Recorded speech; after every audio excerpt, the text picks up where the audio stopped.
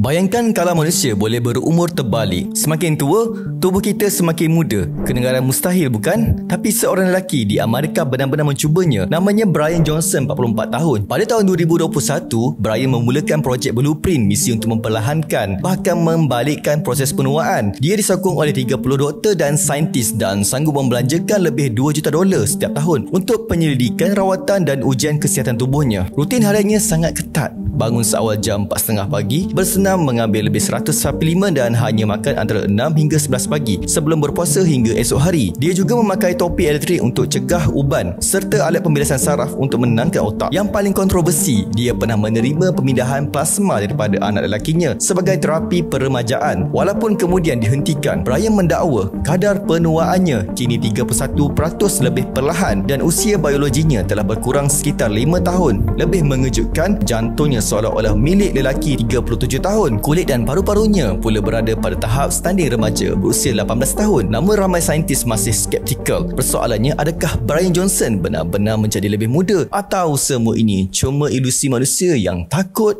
pada masa?